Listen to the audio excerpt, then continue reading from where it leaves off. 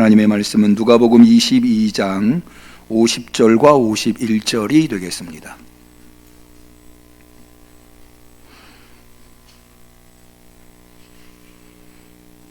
사순절 후 네 번째 주일에 성심으로 주 앞에 나온 우리 성도들에게 주시는 소중한 하나님의 말씀, 누가복음 22장 50절과 51절 말씀, 우리 다 한마음이 되어서 소리내어 하나님의 말씀을 받들어 읽도록 하겠습니다. 그 중에 한 사람이 대제사장의 종을 쳐 그 오른편 귀를 떨어뜨린지라. 예수께서 일러 가라사대 이것까지 참으라 하시고 그 귀를 만져 낫게 하시더라. 이는 하나님의 말씀입니다. 아멘. 아멘. 우리는 지금 사순절을 지내고 있습니다. 사순절은 예수님의 고난을 기념하며 묵상을 하면서 보내는 교회의 중요한 절기입니다. 사순절에 우리가 얼마나 예수님의 고난을 묵상하느냐에 따라서 예수님의 승리의 부활의 그 신비의 깊이를 우리가 더욱더 깊이 깨닫게 됩니다. 왜냐하면 영국의 유명한 속담처럼 No cross, no crown, 십자가 없이는 부활이 면류관이 없다고 되어 있는 것처럼 고난의 깊이를 알면 알수록 더 부활의 신비를 깨닫게 되는 것입니다. 그래서 우리가 지난주에도 하나님이 허락하시는 고난 속에서 이 고난의 끝에 하나님이 주시는 영광, 광야를 끝나 가나안 땅에 들어간다고 하는 고난의 끝에 영광이 있고, 그 영광은 고난의 과정에서 경험한 그 분량과 비교도 할 수 없는 어마어마한 크기의 영광이 기다리고 있다. 그래서 우리는 고난을 이겨낼 수 있다라고 하는 것과 더불어서, 그렇다고 해서 고난이 오롯이 고난만 있는 것은 아니고 고난 속에서도 하나님이 베푸시는 은혜를 발견할 수 있다. 광야에서 오롯이 어려움만 있었던 것이 아니라 거기에 만나도 있었고, 낮에는 구름 기둥으로 밤에는 불 기둥으로 인도하시는 하나님의 은혜를 발견할 수 있지 않습니까? 그래서 하나님의 뜻 안에서 이루어지는 고난은 고난의 끝에 영광만 있는 것이 아니라, 확실한 영광만 있는 것이 아니라 고난 가운데에서도 하나님의 은혜를 경험해서 고난 속에서도 감사하고 기뻐하고 즐거워하면서 고난을 이기게 된다라고 하는 말씀을 나눈 바 있습니다. 그런데 제가 그 말씀을 나누고는 제 마음속에 일주일 내내 머무른 말씀이 고난과 싸워 이기는 것, 고난에 패배하지 않고 고난을 이겨내는 것, 고난의 승리라고 하는 것이 도대체 어떤 의미일까? 이것이 계속 제 마음속에 남아있더라고요. 그러면서 우리가 고난의 승리자, 모범으로 삼을 수 있는 분 하면은 두말할 것 없이 예수 그리스도 아니십니까? 예수 그리스도는 우리가 십자가의 승리 이렇게 이야기하는데, 그 십자가의 승리라고 하는 것이 고난의 승리 아닙니까? 예수님은 어떻게 고난의 승리자가 되셨는가? 모쪼록 우리 응암교회 성도님들은 다 고난의 승리자가 되시기를 축원합니다. 그런데 어떻게 하면 고난의 승리자가 되는가? 이 고난을 고난의 승리자라고 하는 것이 어떤 의미며 어떻게 해야 고난의 승리자가 되는가라고 하는 것이 일주일 내내 제 마음속에 머물러 있었습니다. 이것에 대한 대답을 얻기 위해서 저는 오늘 여러분과 같이 나눈 누가복음 22장 말씀을 선택하였는데요. 왜 이 말씀을 선택했는가 하면, 오늘 우리가 읽은 누가복음 22장 50절 51절이 포함되어 있는 단락은 예수님께서 겟세마네 동산에서 기도하시다가 체포되는 장면입니다. 예수님의 고난의 실질적인 시작이 바로 여기서부터 시작이 되거든요. 여기에서부터 예수님의 고난이 시작돼서 예수님의 십자가에서 예수님이 운명하심으로 말미암아 고난이 끝났다고 말할 수 있겠는데, 왜 우리 옛말에 시작이 반이라고 하잖아요. 사실 처음에 고난을 딱 만나면 누구라도 어리둥절해야 하고, 그러다 보면 고난에 끌려다닐 수 있거든요. 그런데 예수님은 이 고난의 시작점에서부터 어떤 태도로 고난을 맞이하셨기에 결국 고난의 승리자가, 십자가의 승리자가 되셨는가? 이 본문의 말씀을 통해서 우리가 우리가 배워볼 점이 있겠다라는 생각으로 이 말씀을 선택해 보았습니다. 이 말씀을 통해서 우리 성도님들 은혜 받으시고 고난의 승리자가 다 되시기를 축원합니다.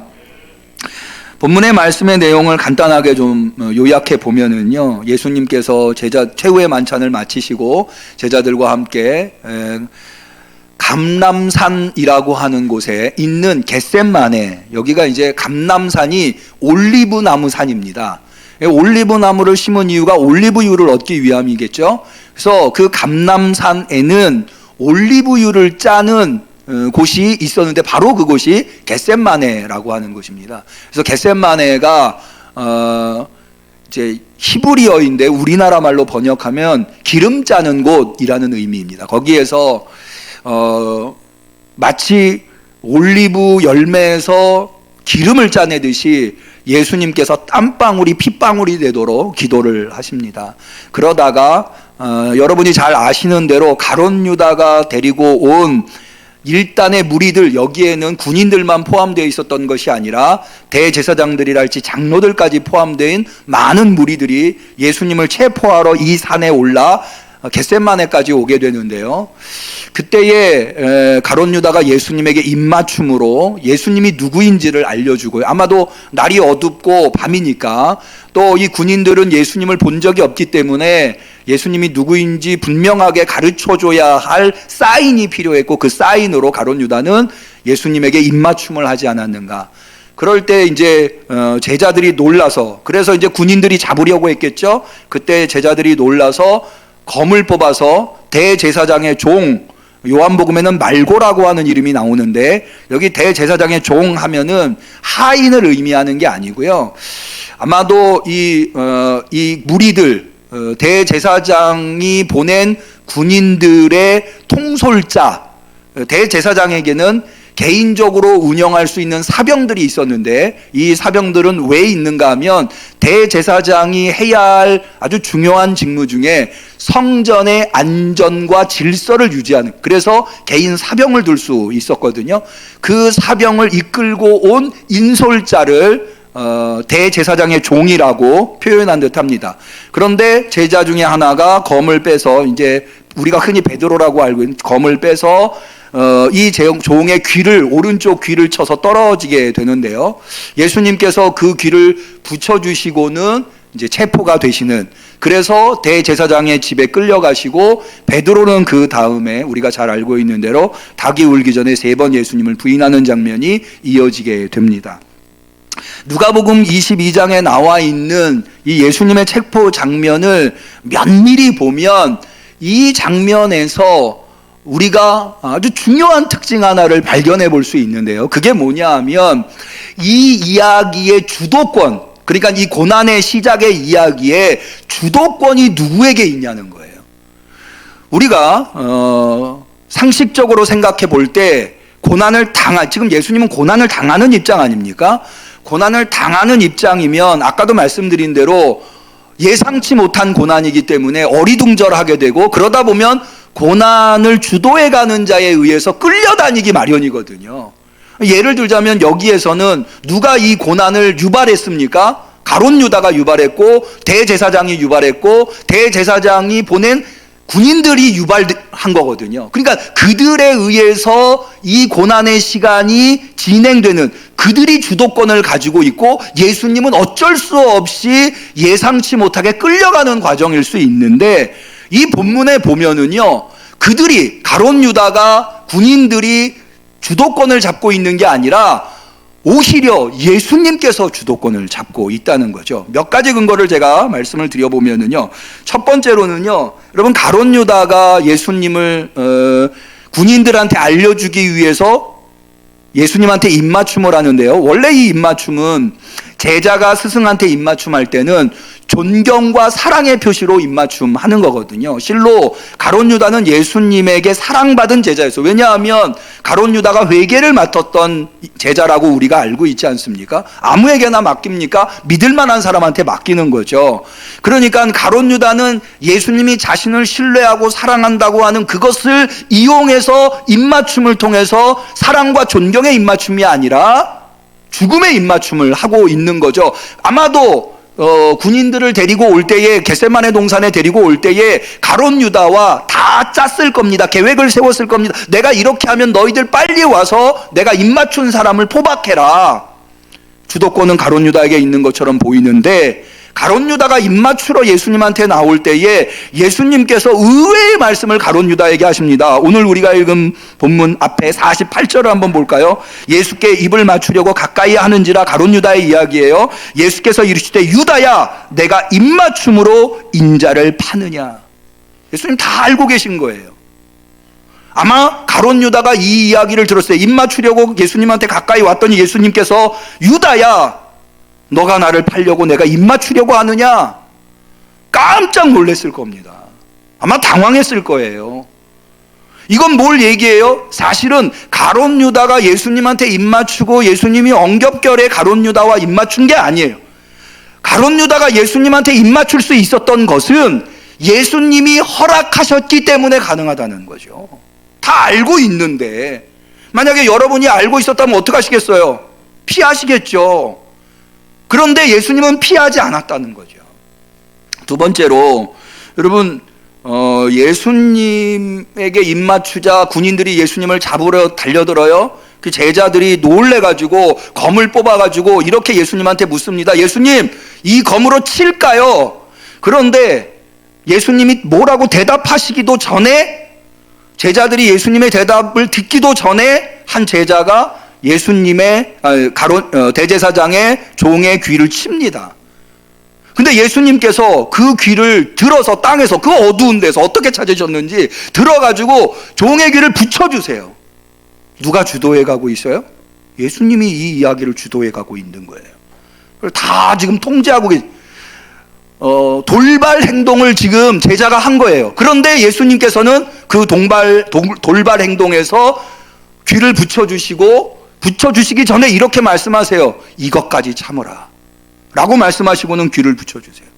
그런 다음에 예수님께서 자기를 잡으러 온 유다와 함께 온 군인들한테, 그 대제사장의 종과 함께 온 검과 몽치를 들고 있는 군인들한테 이렇게 말합니다. 자, 53절을 볼까요? 내가 날마다 너희와 함께 성전에 있을 때에 내게 손을 대지 아니하였도다. 무슨 얘기냐면, 아까 말씀드린 대로 이 군인들은 어떤 군인들이냐면 성전 안에서 성전의 질서와 안전을 유지하기 위해서 배치된 군인들이에요. 그러니까는 마치 우리가 어느 건물이나 이런 데 들어가면은 그 건물의 질서나 안전을 지키기 위해서 가드들이 있잖아요. 그런 것처럼 있는 군인들이거든요.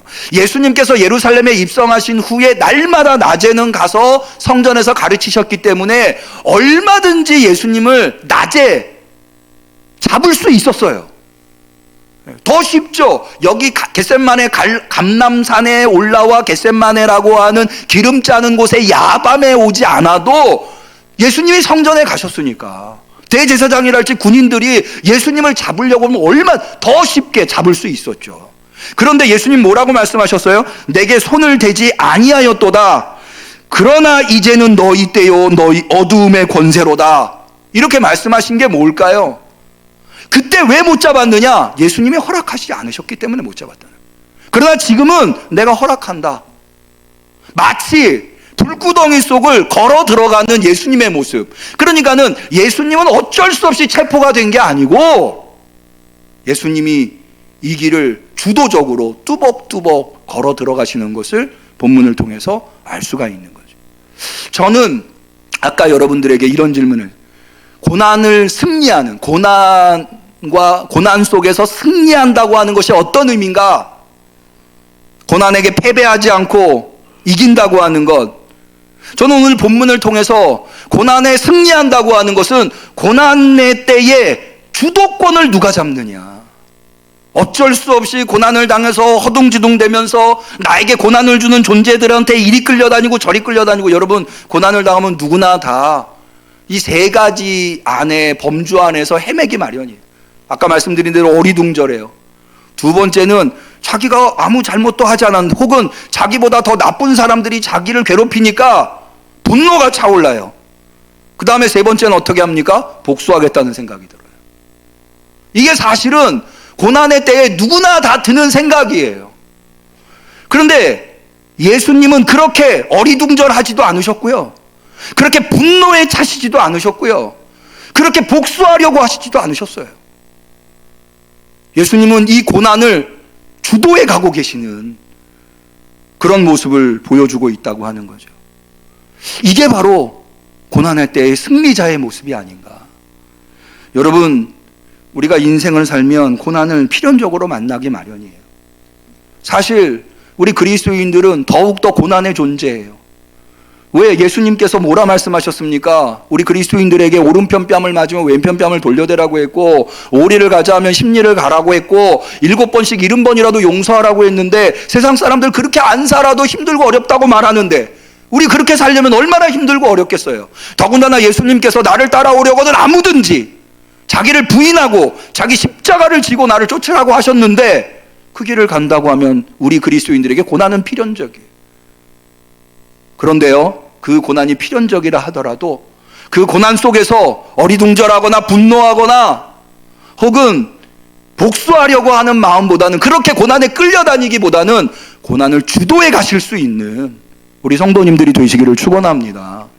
그러면 예수님은 어떻게 이럴 수 있었을까요? 누구라도 고난을 만나면 아까 말씀드린 대로 어리둥절하고 분노하고 복수하고 싶은 마음이 드는데, 어떻게 예수님은 그렇게 고난에 패배하지 않고 휘둘리지 않고 고난을 주도해 나가실 수 있으셨을까요?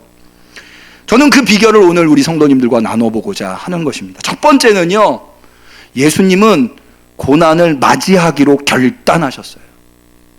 우리 한번 누가복음 9장 51절을 한번 보죠. 제가 누가복음 9장 51절을 찾자고 말씀드린 이유는 누가복음에서 대단히 중요한 본문이 누가복음 9장 51절이기 때문에 그래요. 이 누가복음의 터닝 포인트에 있는 말씀이 있다고 한다면 누가복음 9장 51절이에요.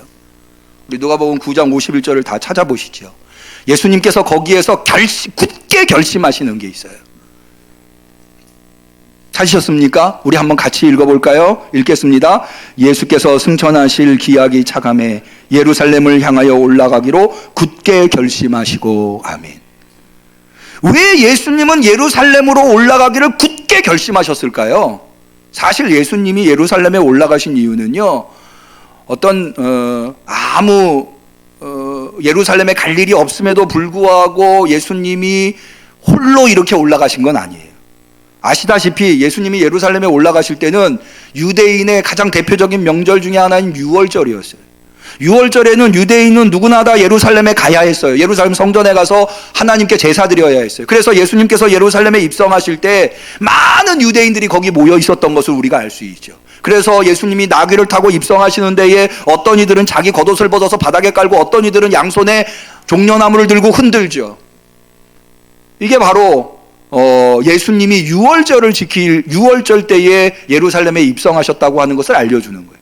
그러니까는 예수님만이 아니라 누구나 다 유대인이라면 다 예루살렘으로 올라가요. 그러니까 이렇게 굳게 결심할 일이 아닌 거죠. 마치 우리가 추석이나 설 명절에 부모님을 찾아뵙는 것처럼, 누구나 다 그렇게 하는 것처럼 추석이나 명절에 부모님 찾아뵙는데 굳게 결심하시는 분 별로 없잖아요. 근데 왜 예수님은 그런 예루살렘에 올라가시는데 굳게 결심하셨을까요? 자, 이걸 알려면은 예루살렘이라고 하는 곳이 어떤 곳인지를 알아야 합니다. 예수님에게 예루살렘이라고 하는 곳은 어떤 곳이? 31절, 9장 31절을 한번 보시죠. 이 9장 28절에서부터 31절로 이어지는 말씀은 예수님께서 베드로에게 그리스도 고백을 받고 베드로, 야곱, 요한을 데리고 변화산에 올라서 영광된 모습을 보여주는 장면입니다. 이 변화산 사건이라고 하죠. 그런데 이 변화산 사건에 누가 등장하는가 하면 여러분이 아시다시피 모세와 엘리야가 등장합니다. 마태복음이나 마가복음에는 등장한 모세와 엘리야가 예수님과 대화를 나눈 내용이 무엇인지를 알려주고 있지 않지만 누가복음은 기록하고 있어요. 예수님이 등장한 모세와 엘리야와 어떤 말씀을, 이야기를 나누었는지. 자, 31절 찾으셨으니까 이것도 한번 같이 읽어보죠. 읽겠습니다. 영광 중에 나타나서 장차 예수께서 예루살렘에서 별세하실 것을 말씀할세. 아멘. 예루살렘에서 별세할 것을 등장한 모세와 엘리야와 대화를 합니다. 그러니까는 예수님한테 예루살렘은 어떤 장소냐? 죽음이 기다리고 있는 장소예요. 그러니까는 죽음을, 예수님이 왜 예루살렘으로 가기로 굳게 결심하셨느냐? 죽을 곳을 찾아 들어가니까. 여러분, 인간은 육신을 가지고 있는지라 죽을 곳을 피하기를 원하지 누구라도 죽을 곳을 찾아 들어가지 않아요. 뻔히 자기가 죽을 줄 알면서 거기로 들어간 사람이 어디 있겠습니까? 그런데 예수님은 그 길을 가야만 하셨던 거예요. 자기가 죽을 장소를, 고난이 기다리는 그 장소를 처절하게 발가벗기어서 십자가에서 처참하게 죽어야 되는 것을 예수님이 알고 계셨던 거예요. 그러니까는 굳은 결심이 필요한 거예요. 그 굳은 결심이 없이는 그 길을 갈 수가 없는 거죠. 피하고 싶은 거죠. 여러분, 왜 우리 신앙인들한테 굳은 결심이 필요할까요? 아까 말씀드린 대로 우리 그리스도인들에게 고난은 필연적이에요. 피할 수가 없어요. 사실은 고난 그 자체가 목적이 아니에요. 예수님도 예루살렘에서 돌아가시는 것이 그것 자체가 목적이 아니에요. 예수님의 기도를 통해서 알 수 있죠. 예수님이 왜 그 죽음의 길을 가시는가? 하나님의 뜻을 이루기 위해서. 내 원대로 마옵시고 아버지 원. 그런데 하나님은 그 하나님의 뜻을 이루는 방법으로 고난을 통과해야 하는 것을 결정하셨어요. 그래서 우리 그리스도인들에게는 이 고난이 필연적일 수밖에 없어요. 그러니까 어떻게 보면요, 고난을 내가 이겨내야 되겠다, 견뎌내야 되겠다라고 결단하는 것은, 굳게 결심하는 것은 사실은 뭘 결심하는 것이냐? 내가 어떤 고난이 와도 하나님의 뜻을 반드시 이루겠다, 그걸 결단하는 거예요. 그런 결단이 없이는, 여러분, 사실은요, 우리가 거듭거듭 말씀드립니다마는 왜 우리는 고난을 통과해서 하늘나라에 들어가려고 합니까? 바울이 이야기한 대로 우리가 지금 당하는 고난의 양보다 비교할 수 없는 어마어마한 양의 영광이 기다리고 있기 때문이라고, 영생의 삶이 기다리고 있기 때문이라고 말하지만요, 물론 그것도 굉장히 중요하고 소중한 우리의 소망이에요. 그러나 사실은 가장 우리의 영광, 가장 우리의 가치는 뭐냐 하면 하나님의 뜻을 이루어드리는 거예요. 하나님의 뜻. 그것은 내 부족한 육신, 내 연약한 삶을 통해서 그 위대하신 하나님의 뜻을 내가 이룰 수 있다고 하는 것. 저는 여러 가지 이유 때문에 빌립보서를 좋아하는데요, 그 중에 이 빌립보서에 바울이 한 가지 결심한 것을 빌립보 교회의 성도들한테 이야기합니다. 빌립보서 2장 16절 이하에 바울이 이렇게 얘기해요. 생명의 말씀을 밝혀 나의 다름질도 헛되지 아니하고 수고도 헛되지 아니하므로 그리스도의 날에 나로 자랑할 것이 있게 하려 함이라. 무슨 얘기냐면 바울이 사명을 감당하면서 얼마나 많은 고난을 당하는지 몰라요. 그러나 그 고난을 다 이겨내고 사명을 다 잘 감당하고 난 다음에 주님을 만날 때 내 고난이 헛되지 않고, 그리고 주님을 만났을 때 내가 자랑할 수 있는 것이 있었으면 좋겠다. 그러면서 바울이 빌립보 교회 성도들한테 하는 이야기가 여러분이 잘 아시는 말씀이에요. 만일 너희 믿음의 재물과, 여기 믿음의 재물이라고 하는 것은 뭐냐면 믿음으로 드리는 재물이라는 의미가 아니라요, 믿음을 위한 재물이라고 하는, 믿음을, 그러니까 빌립보 교회 성도들의 믿음을 위해서 내가 재물이 될 수 있다면, 그 다음에 이 유명한 이야기가 나오죠. 내가 나를 관제로 드릴지라도, 관제라고 하는 게 포멀한 공식적인 오피셜 오퍼예요. 제사. 여러분, 공식적인 제사를 드릴 때 제물을 어떻게 하냐면요, 완전히 죽여서 각을 뜹니다. 뼈는 뼈대로 발라내고요, 살코기는 살코기대로, 지방은 지방대로 발라. 그래서 지방은 불에 태워요. 피는 다 흘려서 보내죠. 잘 아시잖아요. 이게 어마어마한 고통인 거죠. 살아서 제물 드리는 제물이 어디 있습니까? 그런데 바울은 뭐라고 얘기하냐면 너희의 믿음을 위해서라면, 그게 하나님의 뜻이니까 너희의 믿음을 성장시키고 너희의 믿음이 견고해질 수만 있다면 난 나를 각을 떠서 하나님 앞에 드려도 난 마다하지 않겠다. 고난을 각오하는 거죠. 고난이 바울도 좋은 게 아니에요. 그러나 그 고난을 통해서만 하나님의 뜻을 이룰 수 있다면 그 고난을 마다하지 않겠다고 하는 바울의 결심, 그 결심으로 말미암아 바울은 이렇게 이야기합니다. 드릴지라도 나는 기뻐하고 너희 무리와 함께 기뻐하리라. 여러분, 우리가 고난을 통해서 하나님의 뜻을 이루겠다고 하는, 하나님의 뜻을 이룰 수만 있다면 어떤 고난도 내가 마다하지 않겠다고 하는 결단, 굳은 결심 하실 수 있는 성도님들이 되시기를 축원합니다. 그래야만이 고난을 만났을 때 어리둥절하지 않을 수 있어요. 아, 올 게 왔구나. 그리고는 그 고난 앞에서 담대할 수 있는 거죠. 그런데요, 예수님이 결단만 하신 게 아니에요. 두 번째로 고난의 주도권을 잡으실 수 있었던 이유는 예수님은 결단하신 후에 기도하셨다는 거예요. 겟세마네 동산에서 체포되기 직전, 고난의 순간을 만나기 직전까지 예수님은 기도하셨어요. 여러분, 기도가 필요해요. 결단만 가지고는 안 돼요.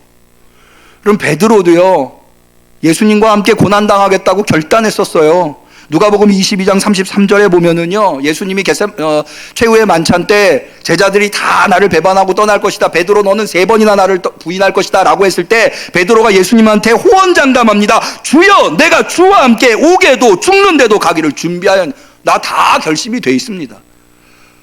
주님을 절대로 떠나지 않겠습니다. 주님을 위해서라면 나 죽을 각오도 돼 있는 사람입니다. 저는 그 순간에 베드로가 하기 좋은 말로 예수님 듣기 좋으시라고 한 얘기가 아니라고 봐요. 정말 진심이었을 거라고 믿어요. 그런데요, 그것만 가지고는 안 되는 거예요. 여러분, 인간의 결단이라고 하는 것이 얼마나 연약한지 아시죠? 아무리 결단해도요, 정말 예상치 못한 고난이 물밀듯 쓰나미처럼 밀려오면은요, 흔들리지 않을 수 없어요. 그래서 기도가 필요한 거예요. 고난의 주도권을 잡기 위해서.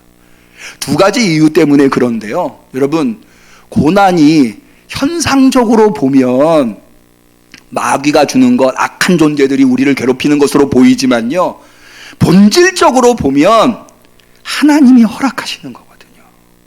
하나님이 허락하시는. 그래서 겟세마네 동산에서 예수님이 하나님과 씨름하시는 거예요. 고난을 앞에 두고, 하나님, 이 잔을 내게서 돌릴 수만 있다면 그리해 주옵소서.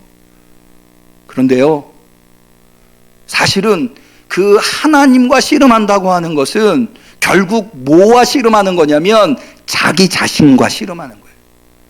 여러분, 세상에서 제일 이길 수 없는 존재가 누구냐면요, 이기기 힘든 존재가 적이 아니에요. 나를 괴롭히는 힘 있는 사람들이 아니에요. 내가 제일 이기기 어려운 존재는 바로 나 자신이에요. 내가 늘 나한테, 내 욕망에, 내 욕심에, 내 어리석음에 내가 패배해서 고난을 자초하는 경우가 얼마나 많이 있어요. 고난에 이리저리 끌려다니는 경우가 얼마나 많이 있어요. 그래서 고난의 본질을 본다면 하나님과 씨름해야 되고요, 하나님 앞에 서 있는 나를 거꾸로, 여러분, 기도 왜 하는지 아세요? 기도는요, 내 밖에 있는 무언가를 바꾸려고 기도하는 게 아니고요, 나를 바꾸려고 기도하는 거예요. 나를 바꾸려고. 하나님 앞에서 나를 꺾으려고. 이게 안 꺾이거든요. 예수님조차도 내 원대로 마옵시고 아버지 원대로 하옵소서, 이 기도를 하는데 온몸에서 액을 짜내듯이, 마치 영혼을 짜내듯이 땀방울이 핏방울이 되도록. 여기 땀방울이 핏방울이 됐다는 이야기는, 어떤 분은 너무 애끓는 기도를 하면 모세혈관이 터져가지고 이 땀구멍에서 피가 나기 때문에 핏방울처럼 떨어졌다, 이렇게 해석하시는 분도 있는데, 그런지는 모르겠으나 정확한 의미는요, 그건 상징적인 의미.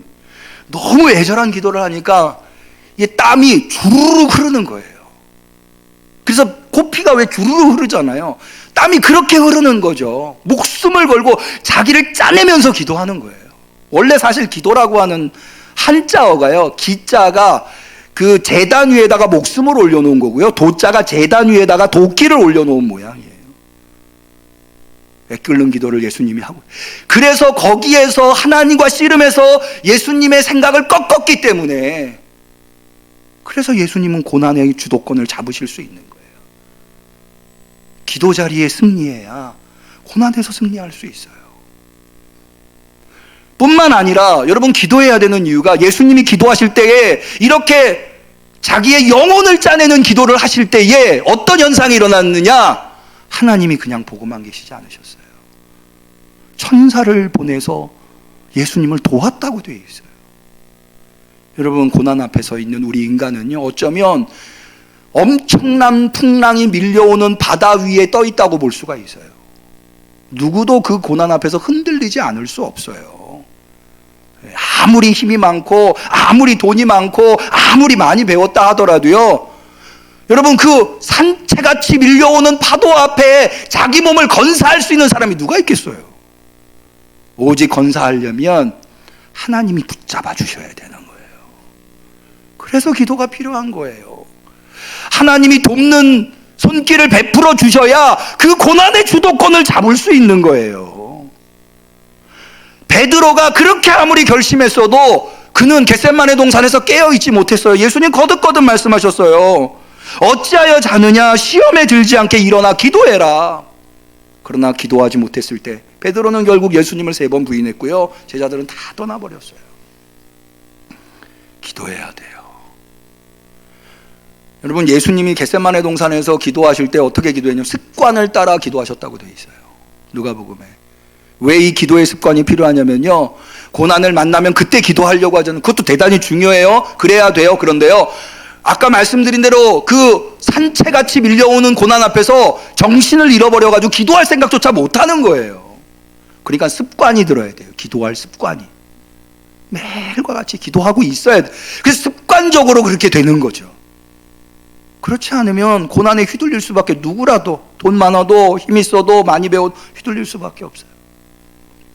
마지막 3번째로, 사실은 이게 굉장히 중요한 오늘 제가 제목으로 정한 말씀 이건데요, 예수님은 이 고난의 때에 침착하게 인내하셨어요. 인내하셨어요. 여러분, 이 장면에 등장하는, 누가복음 22장의 예수님의 체포 장면에 등장하는 사람들은 다 어리둥절해하고 당황해요. 가룟 유다 볼까요? 가룟 유다는 자기가 주도권을 잡은 줄 알았더니 예수님이 이미 자기한테 왜 입 맞추는지를 알고 있었다. 너가 나를 팔려고 나한테 입 맞추러 오느냐? 깜짝 놀랐어요. 어리둥절했을 거예요. 제자들도 어리둥절했어요. 예수님한테 검으로 저들을 치리니까 예수님한테 질문해놓고는 대답도 안 듣고 이내 벌써 대제사장의 종의 귀를 치는 거예요. 여러분, 예수님을 잡으러 온 군인들, 이 사람들 생각해봐요. 왜 이 야밤에 검과 몽치를 들고 군대를 동원해서 예수님을 잡으러 왔겠어요? 두려웠던 거예요. 그런데 예수님만은 침착하세요. 예수님은 그들 모두를 참아주세요. 자, 보세요. 가룟 유다를 참아주세요. 가룟 유다가 입 맞추러 와요.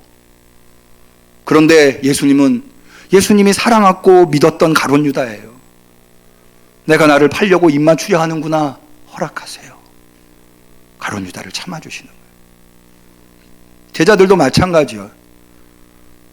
스승한테 제자들이 우리가 검으로 칠까요? 대답도 하기 전에 제자들이 와요. 그런데 그렇게 해서 떨어진 귀를 들어다가 붙여주세요. 그러면서 이렇게 말씀하세요. 이것까지 참으라. 한번 따라해 보실까요? 이것까지 참으라. 저는 이 말씀이 제 심령에 와서 콱 박히더라고요. 이것까지 참으라. 그것은 곧 무엇까지 참으라고 하는 것일까? 지금 예수님을 잡으러, 예수님 아무 잘못도 없어요. 그럼에도 불구하고 자기들의 이권을 위해서 예수님을 잡으려고 하는 이 극악무도한 자들, 예수님의 원수들, 예수님의 적들, 그들까지도 참아주라는 거죠. 원수까지도 참아라. 원수까지도 참을 수 있는 내성이 있어야 고난을 주도할 수 있어요. 그렇지 않으면요, 누구라도 어리둥절하게 돼. 이것까지. 그래서 귀를 붙여주시는 거예요. 지금 예수님 체포되는 장면에 귀를 붙여주실 경황이 있겠습니까? 그럴 수 없어요. 그래서 성경은 우리한테 거듭거듭 인내하라고 가르쳐주고 있는 겁니다. 예수님의 십자가, 아까 말씀드린 대로 체포되어서 예수님의 고난은 십자가에서 끝납니다. 십자가에서도 마찬가지예요. 예수님은 이 3가지 기조, 결심하시고 기도하시고 인내하시는 것을 마지막 십자가의 순간까지. 그럼 보세요. 예수님이 십자가에 달리셨을 때 사람들 어떻게 했나요? 예수님을 향해 조롱해요. 완전히 발가벗겨 예수님을 손가락질하고 침뱉고 때리고. 제자들은 어떻게 했나요? 제자들도 다 뿔뿔이 흩어졌어요. 심지어 하나님까지도 외면하시는 거예요. 근데 예수님은 십자가 위에서 어떻게 하시죠? 누가복음 24장 34절에 보면 예수님을 향해서 그렇게 조롱하고 침뱉고 때리는 사람들을 향해서 아버지여 저희를 사하여 주옵소서. 자기의 하는 것을 알지 못함이니이다. 그들을 참아주시고 이해해 주셔요. 그리고 용서해 주세요. 두 행악자 중에 한 행악자는 예수님을 비난하고 또 다른 행악자가 예수님께 은혜를 구하죠. 그때 예수님이 뭐라 하십니까? 내가 진실로 내게 이르노니 오늘 내가 나와 함께 낙원에 있으리라. 구원을 선언해 주세요. 전혀 당황하지 않으세요. 마지막으로 예수님 십자가 위에서, 누가복음에 의하면 십자가 위에서 예수님이 마지막으로 하신 말씀은 이거예요. 아버지여 내 영혼을 아버지 손에 부탁하시나이다 하고 이 말씀을 하신 후 운명하시다. 기도하시는 거예요. 그렇게 예수님이 운명하시는 것을 누가 가장 가까이서 봤느냐? 로마 백부장. 로마 백부장은 예수님의 처형을 주도한 사람이에요. 그런데 그 사람이 예수님의 그렇게 운명하심을 보고 이렇게 말해요. 하나님께 영광을 돌려가래. 이 사람은 정령 의인이었도다. 그리고 그렇게 예수님을 조롱하던 많은 사람들이, 구경하러 모인 무리들도 그 된 일을 보고 다 가슴을 두드리며 돌아갔다고 되어 있어요. 누가 진정한 승리자예요? 예수님이 승리자예요. 여러분, 구약에 보면은요, 예수님과 정반대의 인물 복수의 화신이 나와요. 다윗의 아들 중에 압살롬이라고 하는 인물이 나와요. 이 압살롬이 자기 친여동생 다말이 이복 형인 암논한테 강간을 당해요. 그 아버지한테 얘기했는데 아버지 다윗이 그것을 그냥 가볍게 넘기는 거예요. 복수를 갈아요. 치밀하게 복수를 세워가지고 암논을 처단해요. 매복조를 심어서 잔치에 초대해가지고 형 암논을 처형해요. 그리고 구테타, 역모를 일으켜서 아버지를 내쫓아요. 그것 때문에 다윗 왕이 광야를 헤매고 다녀요. 그래서 나중에 암논의 최후가, 압살롬의 최후가 어떻게 되는지 아세요? 다윗의 군인들과 요압 장군을 위시한 다윗의 군인들과 압살롬의 군인들이 싸우는데요. 에브라임 산지에서 싸워요. 숲에서 싸워요. 도망가다가 이 압살롬이 굉장히 수려한 외모를 가지고 있는데 당시에 이 힘의 상징이 뭐였냐면 남성의 머리카락이에요. 이 머리카락이 풍성했나 봐요. 노새를 타고 도망가다가 이 머리카락이 상수리 나무에 걸려요. 대롱대롱 매달려 있는 거예요. 이게 굉장한 상징적인 의미가 있는데요. 그게 뭐냐 하면 땅도 밟지 못하고 하늘도 올라가지 못하는, 하늘의 도움도 못 받고 땅의 도움도 못 받는 상태에 놓였다는 것을 상징적으로 보여줘요. 암몬 장군이 가가지고, 요압 장군이 가가지고 심장에다가 창을 3개를 꼽아서 처형당해요. 복수의 끝은 그렇게 되어 있어요. 여러분, 그것은 고난에 패배하는 거예요. 고난에 승리하실 수 있는 성도님들이 되시기를 바랍니다. 우리 권사님 중에 한 분이 갑자기 이 무릎 류마티스 관절염 같은 게 발생하셨어요. 많이 힘들어 하시더라고요. 걷는 것이. 그래서 제가 그분한테 기도해 드리면서 그랬어요. 권사님, 이렇게 류마티스 때문에, 관절염 때문에 많이 힘드시죠? 그랬더니 이분이 이런 말씀을 하요. 나이 들면 다 그렇죠. 그냥 그러려니 하고 질병과 친구하며 살랍니다.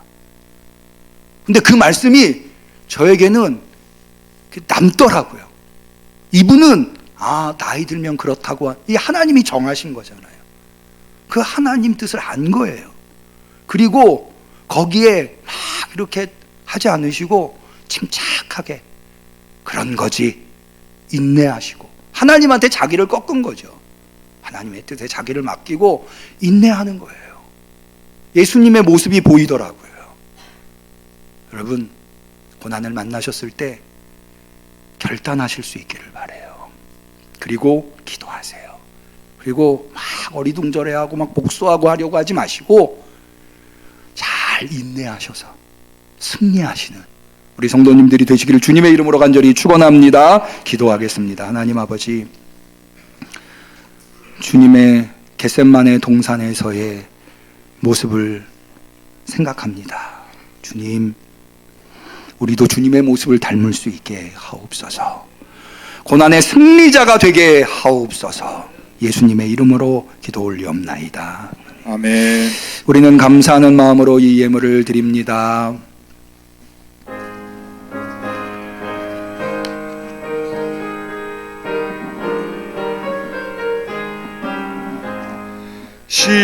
십자가를 내가 지고 주를 따라가도다.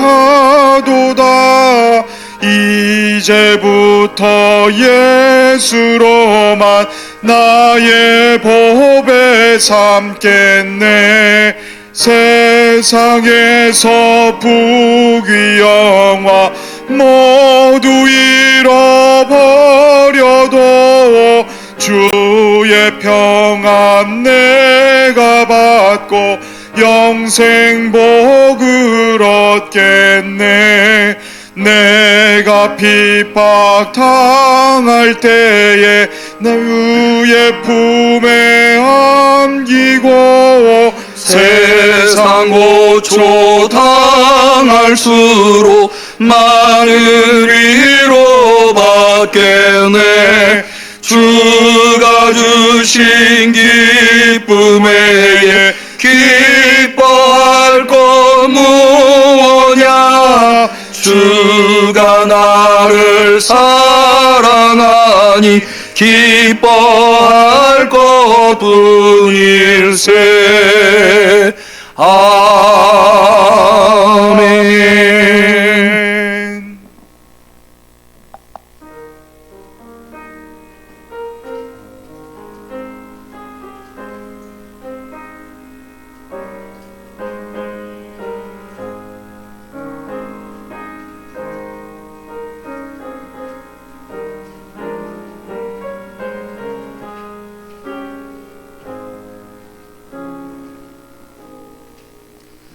주님 앞에 귀한 예물 드린 손길이 있습니다. 11조 예물, 선교헌금, 목적헌금, 건축헌금, 주정헌금, 감사헌금, 박현숙 집사님, 박은신 성도님, 임정례 권사님, 주님 감사해요. 주님의 세밀한 음성을 따라 살게 하여 사랑합니다. 김은정 집사님, 김태현, 김사랑 어린이, 하나님 은혜 감사합니다. 박정례 권사님, 생일 감사헌금, 정영숙 권사님, 무명으로 한만순 권사님 드리셨습니다. 드린 예물을 위해서 기도합니다. 하나님 아버지, 주님께서 우리를 이토록 사랑하시고 거부할 수 없는 은혜를 베풀어 주셔서 고난을 이겨내고 이 자리까지 오게 하신 그 놀라운 은혜와 사랑에 감격하여 천분지일 만분지일이라도 보답하고자 하는 마음으로 정성껏 예물 준비하여 주 앞에 올려드리나이다. 우리가 드리는 예물을 받아 주시옵소서. 주님, 이 예물이 우리 손에 있으면 적은 예물이지만 하나님 손에 있으면 위대한 예물로 사용될 줄로 믿습니다. 이 예물이 우리 응암교회에서 사용될 때 굶주린 영혼들을 살릴 수 있게 하여 주옵소서. 죽어가는 영혼들을 살릴 수 있게 하여 주시옵소서. 또한 드린 손길을 부끄럽지 않게 만들어 주시옵시사. 넉넉한 중에 드린 것 아니었고 오직 하나님의 은혜로 드린 예물이오니 그 손으로 하는 일마다 하나님의 은혜가 넘치게 하여 주옵소서. 드린 손길에 담겨있는 기도의 제목들도 헤아려 주시옵시사. 가물의 시대에 사르밧 과부의 집에 기름병이 마르지 않고 밀가루가 마르지 아니하였던 것처럼 저들의 가정과 생업에 주님의 축복이 마르지 아니하게 역사하여 주시옵소서. 간절히 축복하며 예수님의 이름으로 기도 올리옵나이다. 아멘.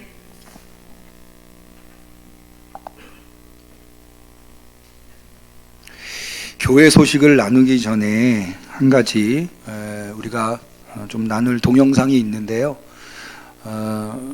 지난 성탄절 헌금을 우리가 구제비로 사용하기로 결정하고 구제위원회에서 여러분 잘 아시는 대로 시리아와 튀르키예가 지금 강진으로 매우 어렵지 않습니까?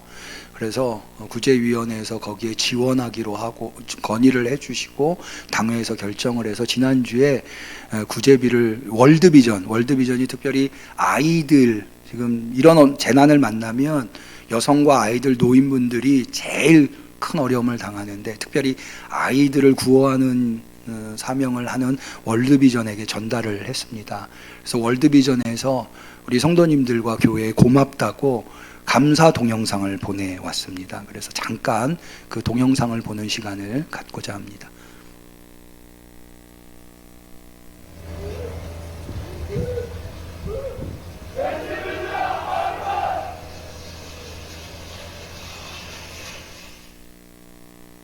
Ben hiç evde bir şey öyle bırakıp geldik. Ben canımızı kurtardık. Yeter, çok şükür canımız var ya, yeter. Çocuklarıma bir şey olmadı. Allah onlardan rahmet eylesin.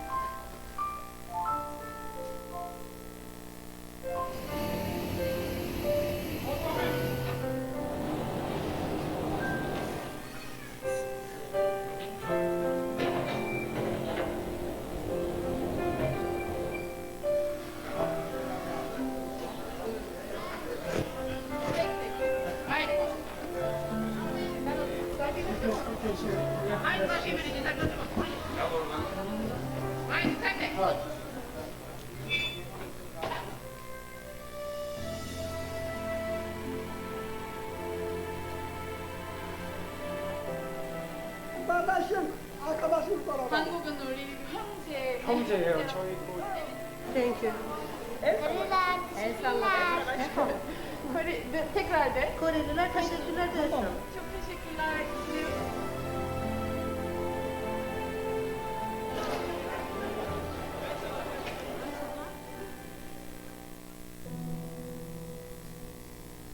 안녕하세요, 성도 여러분. 월드비전 회장 조명환입니다. 지난번에 이렇게 튀르키아와 시리아에 지진으로 피해당한 어려운 사람들을 위해서 큰 후원금을 이렇게 해주셔서 너무 감사합니다. 참 너무나 오래전에 1950년도에 우리나라의 한국 전쟁이 일어났을 때 튀르키예, 그때 터키였죠. 우리나라에 무려 미국, 영국 다음으로 15,000명이나 되는 군인들을 보내주었습니다. 그래서 그들이 거기서 목숨을 바치고 싸우면서 사실 오늘의 대한민국을 우리가 누리고 있습니다. 보고에 의하면은 지금 피해 지역이 지금 대한민국 전체 땅의 한 2분의 1 정도가 지금 완전히 지진으로 지금 다 완전히 무너졌습니다. 지난주에 우리 월드비전 직원들이 가서 지금 현장에서 돕고 있는데 오늘 소식들이 너무나 끔찍하고 너무나 안타까고 너무나 슬픈 모습입니다. 이제 우리가 어려웠을 때 그들이 와서 도왔는데 이제 우리가 그들을 이제 도울 차례가 된 것 같습니다. 여러분들이 후원금이 정말 이것이 몇 배의 가치가 날 수 있도록 아주 투명하게 잘 써서 많은 사람들이 여러분의 후원금 덕분에 다시 일어날 수 있는 그런 기회를 찾을 수 있도록 저희 월드비전이 그동안 70년 동안 갖고 있는 전문성을 최대한 발휘를 해서 잘 하도록 하겠습니다. 저희를 믿고 저희를 통해서 후원해 주신 여러분들께 진심으로 감사를 드립니다.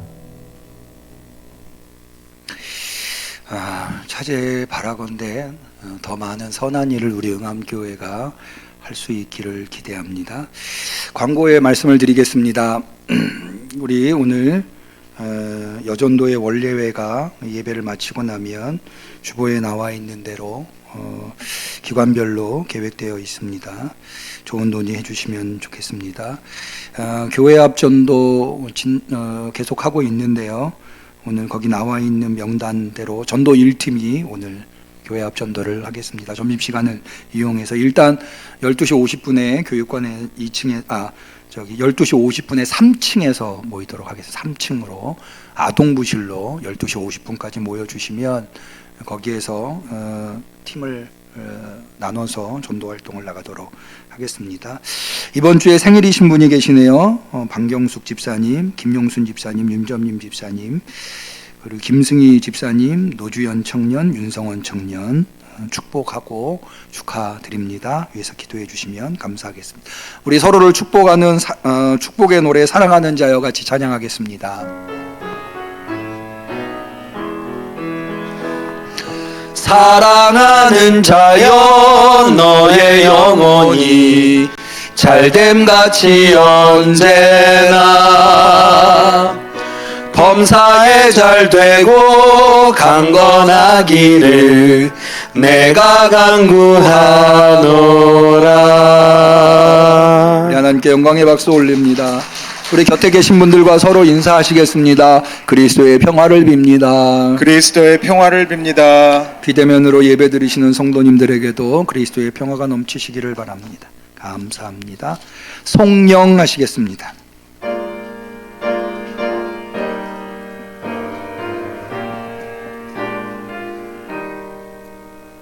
성부 성자와 성령 영원히 영광 받으옵소서. 태초로 지금까지 또 길이 영원 무궁 영광 영광 아멘 아멘. 이제는 참된 고난의 승리자 되시는 예수 그리스도의 은혜와 하나님 아버지의 사랑과 성령님의 교통하심 충만하심 역사하심이 예수님의 모범을 따라 결단하고 기도하고 인내함으로 고난을 이겨내고 하나님께 영광 올려드리기로 소망하는 우리 성도들 머리 위에, 우리 응암교회 위에, 그리고 온 세상에 고통받는 자들 위에 지금부터 영원까지 함께 하시기를 간절히 축원하옵나이다. 아멘.